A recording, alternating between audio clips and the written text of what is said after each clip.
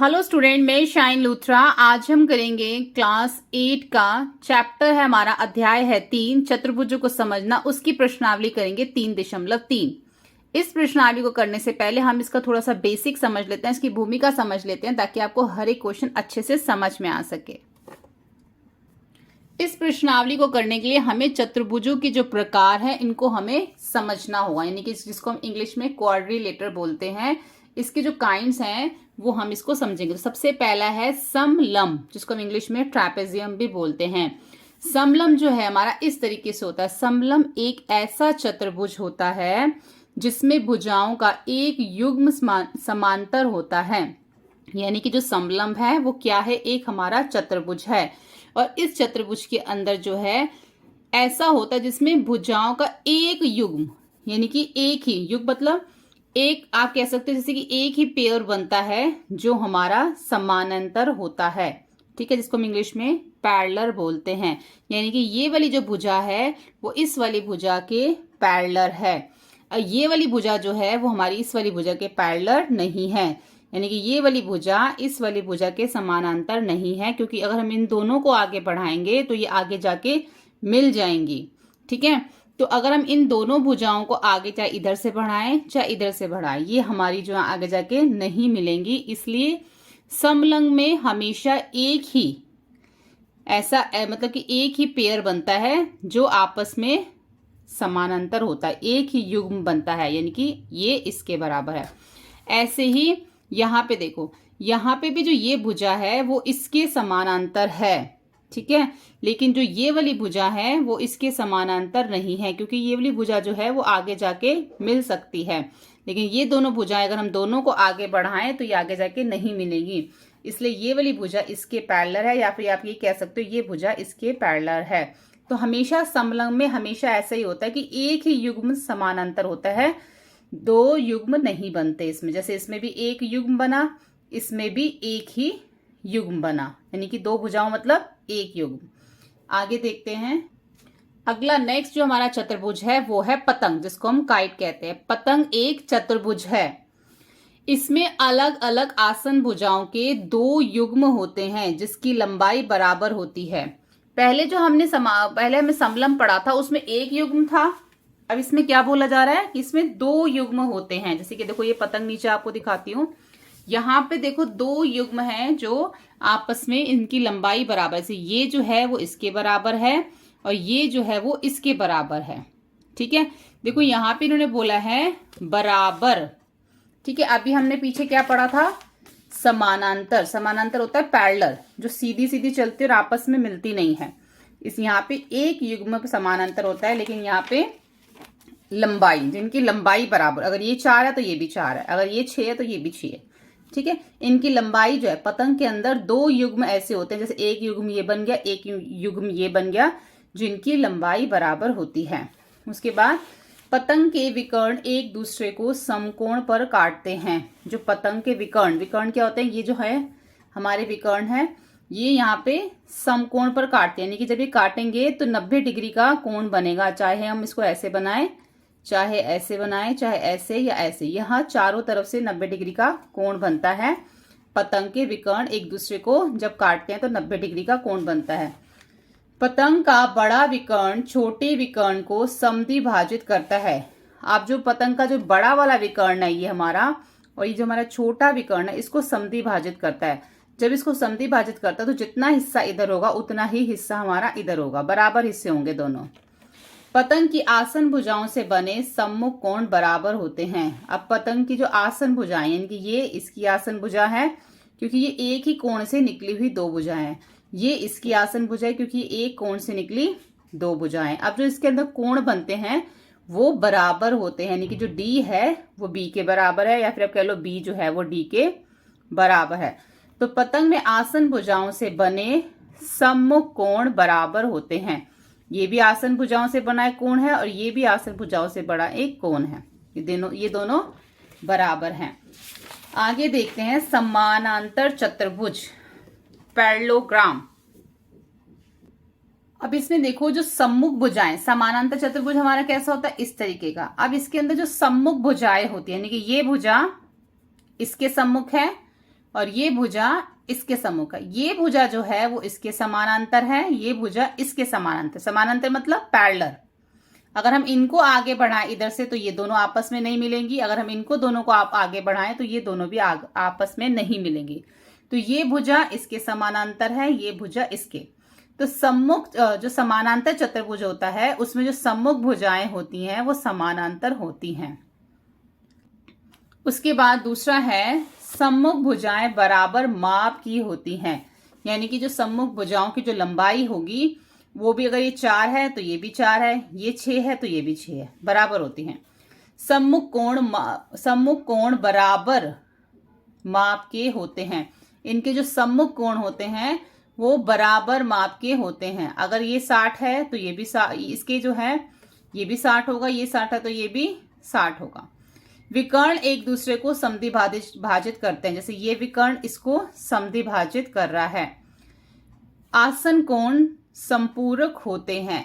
अब जो इसके आसन कोण मतलब होता है जो दो भुजाओं से बना, जैसे कि ये जो है ये भुजा इसके आसन में आ रही है, ये भुजा इसके आसन में भी आ रही है, लेकिन अब इन दोनों भुजाओं के बीच में जो कोण बना हुआ है वो भी जो है वो बराबर होता है। जैसे कि ये देखो, ये वाली भुजा और ये वाली भुजा मिलके एक कोण बना हुआ है, तो आसन कोण संपूरक होते हैं।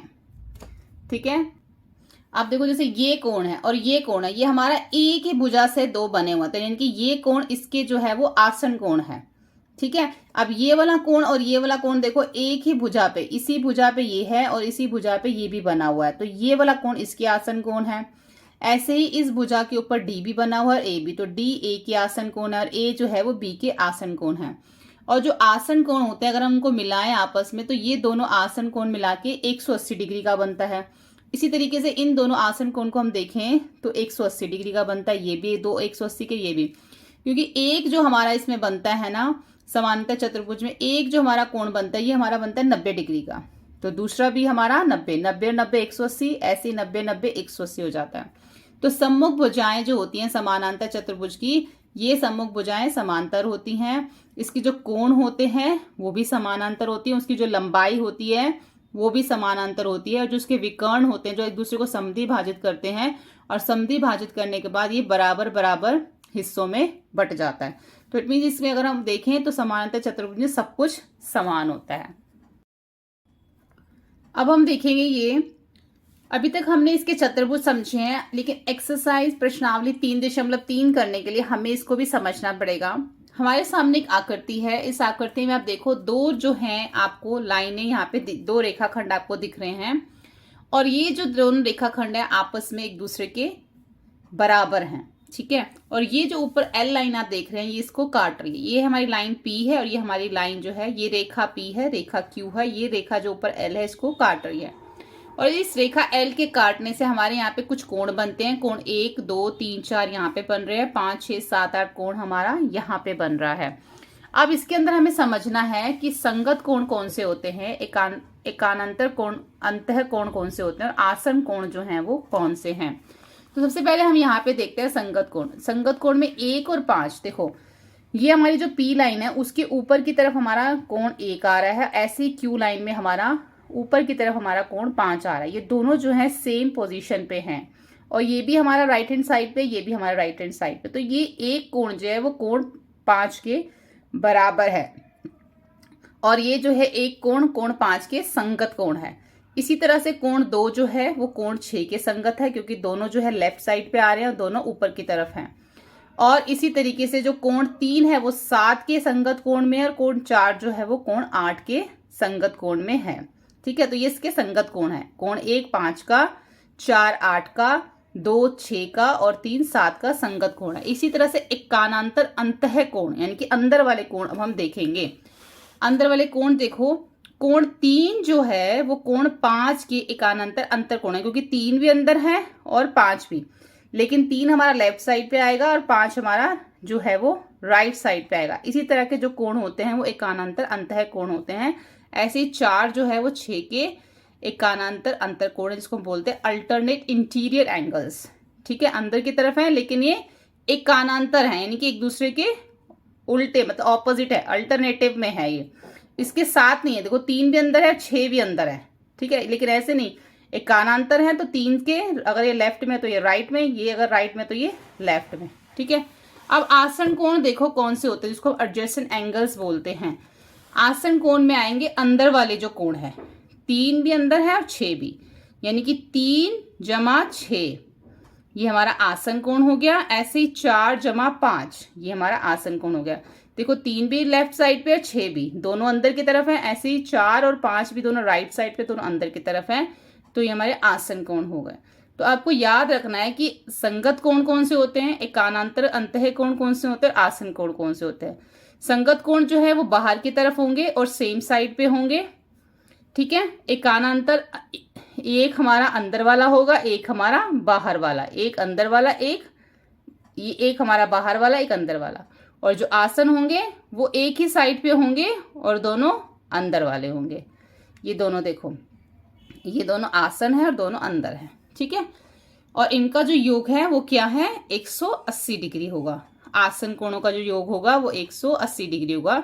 जैसे 3 जमा 6 180 डिग्री, ये हमारा 90 डिग्री होगा, ये 90 डिग्री। ऐसे ही 4 जमा 5 90 डिग्री, ये भी हमारा 90 डिग्री और ये भी 90, तो 180 डिग्री का होगा जो हमारे आसन कोण होंगे।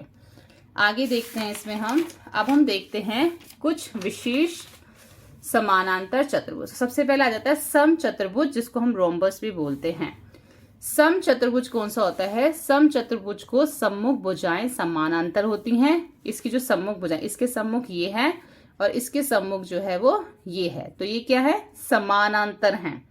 ठीक है, उसके बाद सम चतुर्भुज की सभी भुजाएं बराबर लंबाई होती है। इनकी जो लंबाई होगी ना वो इसकी वो भी बराबर होगी। सम चतुर्भुज के जो विकर्ण होते हैं वो परस्पर एक दूसरे पर लंब समद्विभाजित करते हैं, यानी कि 90 डिग्री का कोण बनाते हैं, लंब समद्विभाजित करते हैं। उसके बाद सभी सम चतुर्भुज समांतर चतुर्भुज भी होते हैं। देखो अभी हमने पीछे समानांतर चतुर्भुज भी पढ़ा था ना, तो उसमें भी हमने सेम यही बातें पढ़ी थी। तो जितने भी सम चतुर्भुज होते हैं उनको हम समानांतर चतुर्भुज भी कह सकते हैं, क्योंकि वो दोनों एक जैसे ही होते हैं। सम चतुर्भुज में भी सारी भुजाएं जो हैं, मतलब आमने सामने की जो होती हैं, सम्मुख भुजाएं बराबर होती हैं, उनकी लंबाई भी बराबर होती है, उनके कोण भी बराबर होते हैं, और वो जो उनके विकर्ण जो है वो भी समद्विभाजित करते हैं। ऐसे ही समांतर में भी हमने पढ़ा था। सम चतुर्भुज में समांतर चतुर्भुज के सभी गुण होते हैं। ठीक है, यानी कि समांतर चतुर्भुज और सम चतुर्भुज दोनों एक जैसे ही होते हैं। उसके बाद आ जाता है आयत, जिसको हम रेक्टेंगल बोलते हैं। आयत की सम्मुख भुजाएं, ये इसके सम्मुख है और ये इसके सम्मुख, ये भी बराबर होती है। आयत की सम्मुख भुजाएं बराबर माप की होती है। अगर ये 4 है तो ये भी 4, ये 2 है तो ये भी 2। आयत का प्रत्येक कोण समकोण होता है, हर एक कोण जो है इसका वो समकोण है। आयत के विकर्ण बराबर लंबाई के होते हैं। अगर हम इसके विकर्ण बनाएं तो ये बराबर लंबाई के होते हैं। आयत के विकर्ण बराबर लंबाई के होते हैं और एक दूसरे को समद्विभाजित करते हैं, एक दूसरे को काटते हैं। ठीक है, आयत एक समानांतर चतुर्भुज है। इसी तरीके से समानांतर चतुर्भुज में पढ़ा था हमने, तो आयत क्या है, एक समानांतर चतुर्भुज है। आयत में समानांतर चतुर्भुज के सभी गुण होते हैं। अब हम पढ़ेंगे वर्ग, स्क्वायर। वर्ग में भी क्या होता है, वर्ग में अब देखो चारों भुजाएं बराबर होती है ना, तो वर्ग की सम्मुख भुजाएं समानांतर होती हैं, यानी कि ये इसके बराबर है, ये इसके बराबर है, ये इसके बराबर है, ये इसके बराबर है। ठीक है, वर्ग की सभी भुजाओं की लंबाई बराबर होती है। अब देखो अगर ये 4 है तो ये भी 4 है, ये भी 4 है, ये भी 4 है, चारों की लंबाई बराबर होती है। वर्ग में हमने पढ़ा हुआ है, वर्ग का जो प्रत्येक कोण समकोण होता है। वर्ग में हर एक कोण क्या बनता है, 90 डिग्री का बनता है। वर्ग के जो विकर्ण होते हैं, देखो ये विकर्ण है, इनकी लंबाई क्या होती है, बराबर होती है। जब इसको समद्विभाजित कर देता, काट देता, तो इसकी लंबाई इसके बराबर हो जाती है, इसकी इसके बराबर हो जाती है। तो वर्ग में भी समानांतर चतुर्भुज और सम चतुर्भुज तथा आयत के सभी गुण होते हैं वर्ग के अंदर। ठीक है, यानी कि वर्ग, समानांतर चतुर्भुज, सम चतुर्भुज और आयत, इन चारों के गुण एक जैसे ही होते हैं। अब हम प्रश्नावली 3.3 को स्टार्ट करते हैं। पहला प्रश्न है, ABCD एक समानांतर चतुर्भुज है। हमें यहाँ पे दे रखा है, प्रत्येक कथन को परिभाषा या प्रयोग किए गए गुण द्वारा पूरा कीजिए। ठीक है, अब ABCD एक क्या है, यहाँ पे समानांतर चतुर्भुज हमें दे रखा है। AD जो है वो किसके बराबर है, AD, ये समानांतर चतुर्भुज में ये इसके बराबर होता है और ये जो है वो इसके बराबर होता है, अभी हमने पढ़ा था। तो AD जो है वो किसके बराबर है, वो BC के बराबर है। तो हम लिखेंगे AD बराबर BC। क्यों बराबर है कि समानांतर चतुर्भुज की सम्मुख भुजाएं बराबर होती हैं।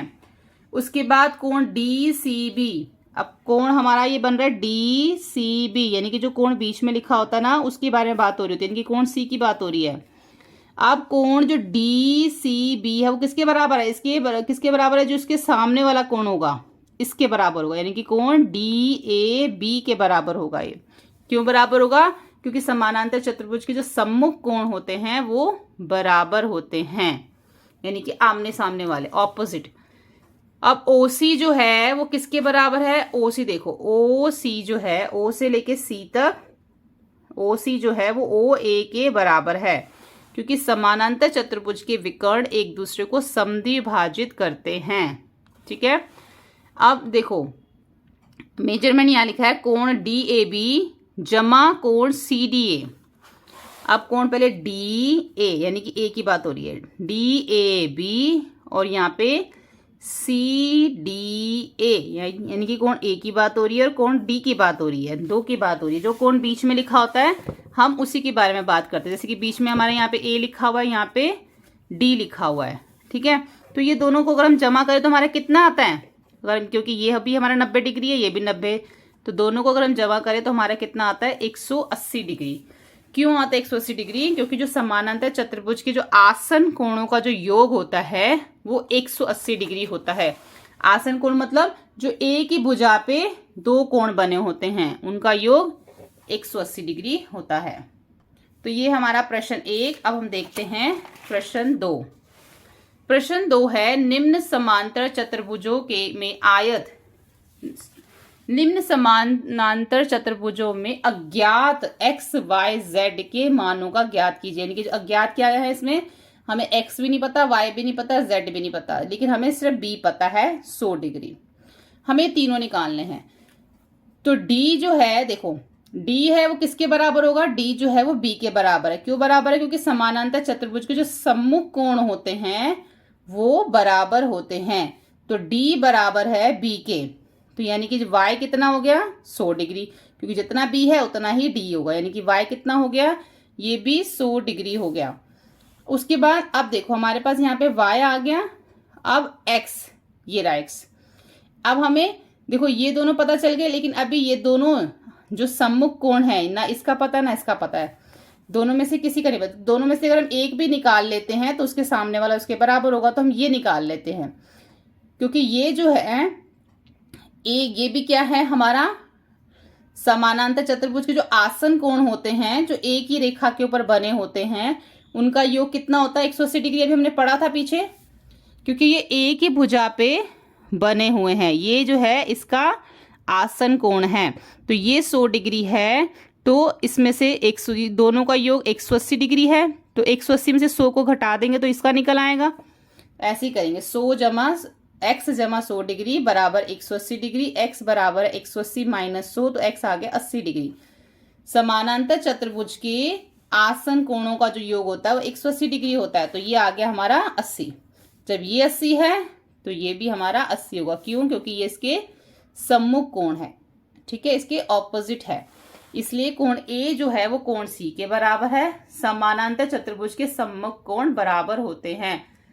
Z बराबर x, यानी कि A क्या था, Z था, C क्या था, x, तो Z बराबर x, तो Z हो गया हमारा 80 डिग्री। तो x 80 आ गया, y 100 आ गया और Z भी हमारा 80 डिग्री आ गया। अब इसका दूसरा पार्ट देखते हैं। यहाँ पे हमारे सामने एक और समांतर चतुर्भुज है, समानांतर चतुर्भुज। अब इसमें देखो हमें x, y और z निकालना है। तो यहाँ पे हमें एक दे रखा है 50 डिग्री, तो सबसे पहले हम x निकालेंगे, क्योंकि ये इसके आसन कोण है, एक ही भुजा पे बना हुआ है, तो आसन कोणों का योग 180 डिग्री होता है। तो x जमा 50 बराबर हो गया 180 डिग्री के, 180 में से 50 को घटाएंगे तो 130 डिग्री, यानी कि ये हमारा कितना आ गया, 130 डिग्री। समानांतर चतुर्भुज के आसन कोणों का योग 180 डिग्री होता है। उसके बाद आता है y। अब देखो अगर x 130 है तो y इसके सम्मुख कोण है, तो ये भी हमारा 130 होगा।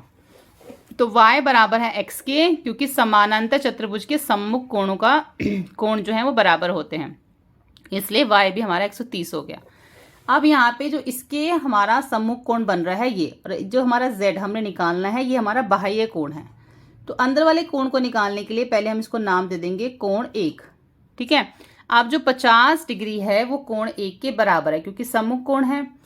कोण 1 बराबर है, कोण 1 है 50 डिग्री, क्योंकि समांतर चतुर्भुज के सम्मुख कोण बराबर होते हैं। यानी कि ये वाला जो हमारा कोण 1 आ गया, ये आ गया हमारा 50 डिग्री। अब हम जो इसको z जो निकालेंगे ये हम निकालेंगे रेखिक युग्म से, यानी कि 180 डिग्री से।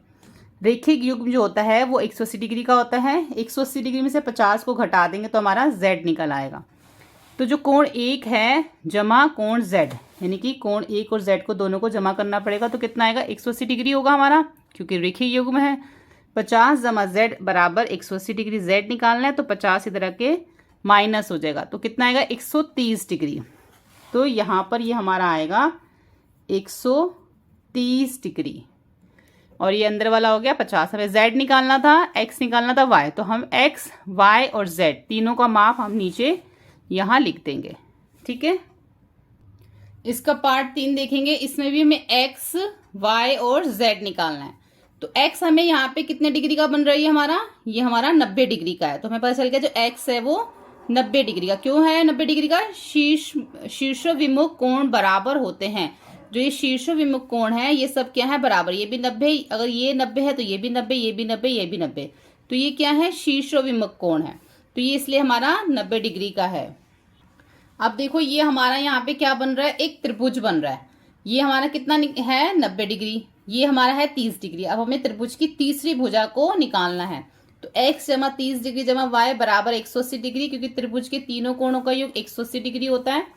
तो 90 और 30 को जमा कर देंगे 120, और 180 में से घटाएंगे तो y हमारा निकल आएगा 60 डिग्री।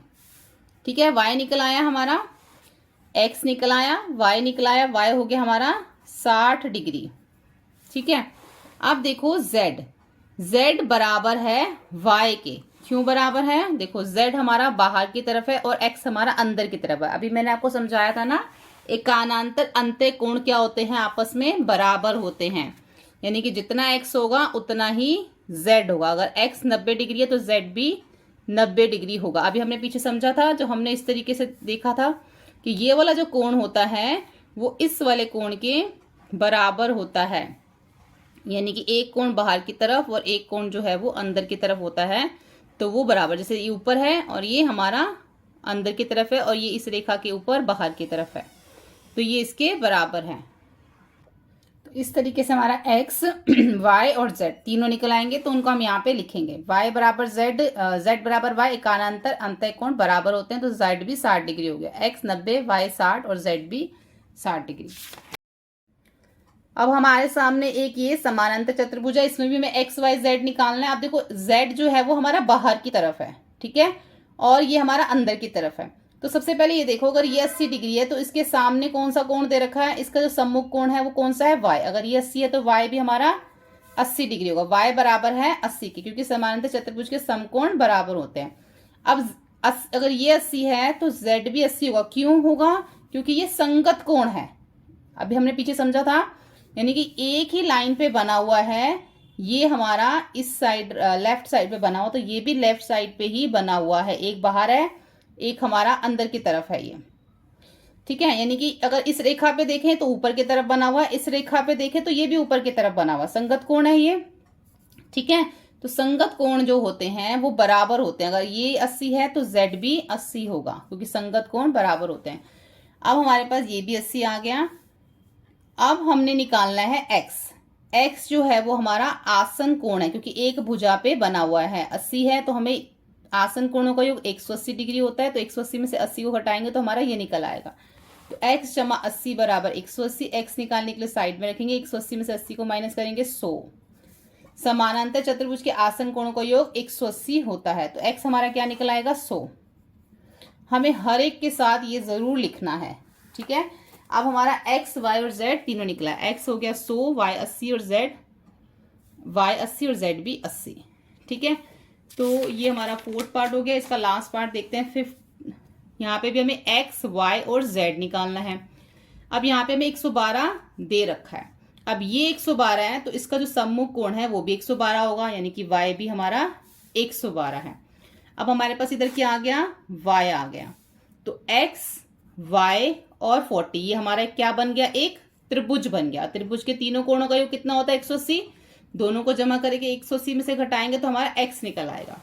ऐसे हमने किया x जमा y जमा 40, x y 112 था, 40 दोनों को जमा किया, इतना आ गया, 180 में से घटा दिया 28, यानी कि x हमारा क्या निकल आया, 28 डिग्री। ठीक है, अब आप यहाँ पे देखो, एक रेखा पे एक कोण हमारा ऊपर की तरफ बना हुआ है, एक हमारा यानी कि एक रेखा के ऊपर है और एक रेखा के नीचे की तरफ बना हुआ है। ये हमारा कौन सा हो गया, एकानांतर अंतः कोण बन जाता है। ठीक है, एक हमारा लेफ्ट ऊपर, एक हमारा राइट नीचे। ठीक है, ऐसे है। तो एकानांतर अंतः कोण बराबर होते हैं हमारे। अगर x 80 है तो z भी, सॉरी x 28 है तो z भी 28 डिग्री होगा। ठीक है, क्योंकि ये एकानांतर अंतः कोण बराबर होते हैं। तो z बराबर हो गया 28 के, तो x 28, y 112 और z भी 28। जो मैंने आपको पहले इसमें बताया था कौन से इसके अंदर कोण किस किस तरीके से होते हैं, कौन सा एकानांतर अंतः कोण होता है और कौन सा हमारा जो है संगत कोण होता है, वो सब जो मैंने बताया था वो अच्छे से समझ लेंगे तो ये क्वेश्चन आप आसानी से कर सकेंगे। ठीक है, तो जब वीडियो स्टार्ट होती है तो मैंने उससे पहले आपको भूमिका बताई थी। तो यहाँ पे हमने आज इस वीडियो में किया प्रश्न 1 और 2 और साथ में हमने करी इसकी भूमिका। आगे आने वाली वीडियोस में हम आगे के पार्ट करेंगे, आगे के क्वेश्चंस करेंगे। वीडियो हेल्पफुल लगे तो प्लीज लाइक शेयर सब्सक्राइब करें। Thank you.